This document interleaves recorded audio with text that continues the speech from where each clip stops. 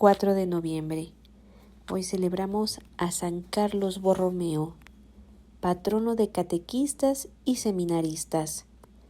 San Carlos Borromeo fue un santo que tomó muy en serio las palabras de Jesús: quien ahorra su vida la pierde, pero el que gana su vida por mí la ganará. Este era el lema de Carlos Borromeo, proveniente de una familia de abolengo. Un hermano menor de su madre llegó a ceñir la tiara pontificia con el nombre del Pío IV. Carlos era el segundo de los varones entre los 6 hijos de la familia noble. Nació en el castillo de Arona junto al lago de Maggiore, el 2 de octubre del año de 1538.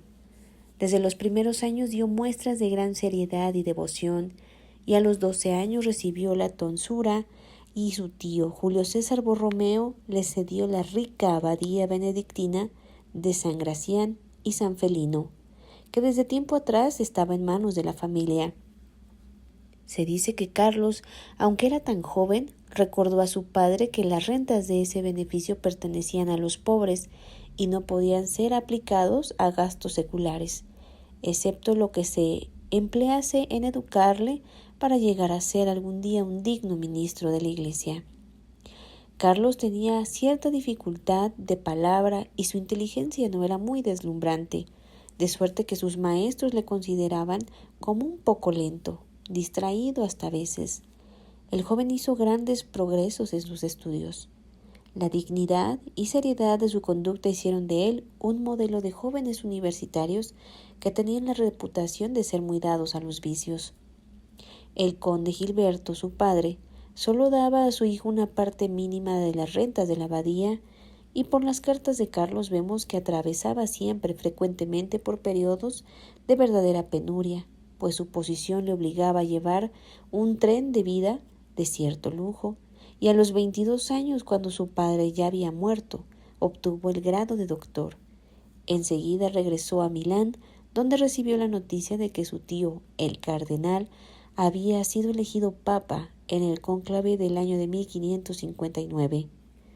A principio de este año, el nuevo papa hizo a su sobrino cardenal diácono, y el 8 de febrero lo nombró administrador de la sede vacante de Milán, pero en vez de dejarle partir, le retuvo en Roma y le confió altos cargos.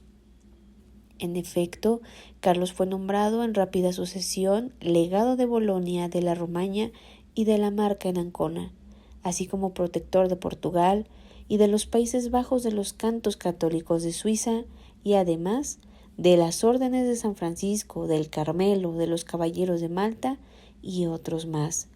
Lo extraordinario es que todos estos honores y responsabilidades recaían sobre un joven que no había cumplido aún 23 años y era simplemente clérigo de órdenes menores. Es increíble la cantidad de trabajo que San Carlos podía despachar sin apresurarse nunca, a base de una actividad regular y metódica. Era muy amante del saber y lo promovió mucho entre el clero, por lo que fundó en el Vaticano, con el objeto de instruir y deleitar a la corte pontificia, una academia literaria compuesta de clérigos y laicos.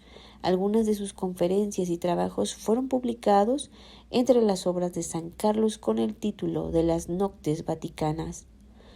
Por entonces juzgó necesario atenderse a la costumbre renacentista que obligaba a los cardenales a tener un palacio magnífico, una servidumbre muy numerosa, a recibir constantemente a personajes de importancia y una mesa a la altura de las circunstancias. Pero en su corazón estaba profundo desprendido de todas estas cosas materiales que para él eran innecesarias. Su espíritu de oración y sobre todo el gran amor de Dios dejaban en los otros un gran gozo espiritual, le ganaban los corazones e infundía en todos el deseo de perseverar en la virtud y de sufrir por amor a Dios. Los sacramentos habían caído en el abandono en ese entonces, porque muchos sacerdotes apenas sabían cómo administrarlos, eran indolentes, ignorantes y hasta de cierta manera de mala vida. Los monasterios se hallaban en el mayor desorden.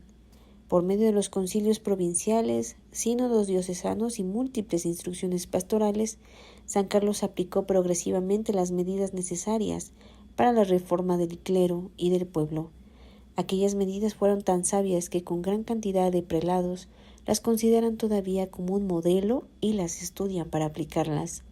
San Carlos Borromeo fue uno de los hombres más inminentes en teología pastoral que Dios enviara a su iglesia para remediar los desórdenes producidos por la decadencia espiritual de la Edad Media y por los excesos de los reformadores protestantes.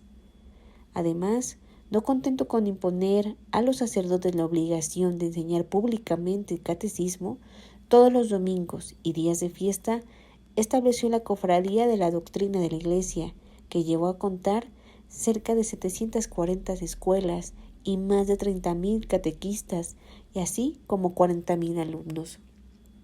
Así pues, Carlos fundó las escuelas dominicales 2 siglos antes de que Roberto Ríquez las introdujera en Inglaterra para los niños protestantes. Además, este gran santo también ayudó en las grandes escrituras que hasta el día de hoy seguimos leyendo en parte de los concilios.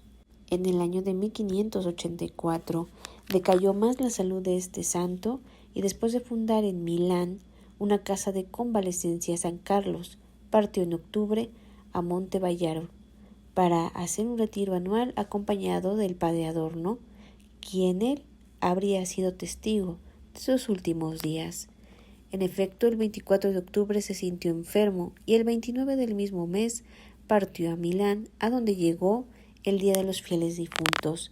La víspera había celebrado una última misa en su ciudad natal. Al principio de la noche, del 3 al 4 de noviembre, murió apaciblemente mientras pronunciaba las palabras Ecce venio. No tenía más que 46 años de edad, y en el año de 1601 el cardenal Baronio, quien lo llamó un segundo Ambrosio, mandó al clero de Milán una orden de Clemente VIII para que en el aniversario de la muerte de este arzobispo no se celebrara una misa de requiem, sino una misa solemne. San Carlos fue oficialmente canonizado por Pablo V el 1 de noviembre de 1610. Hoy pidamos por todos los sacerdotes y seminaristas para que, como San Carlos Borromeo, tengan el espíritu del anuncio del Evangelio.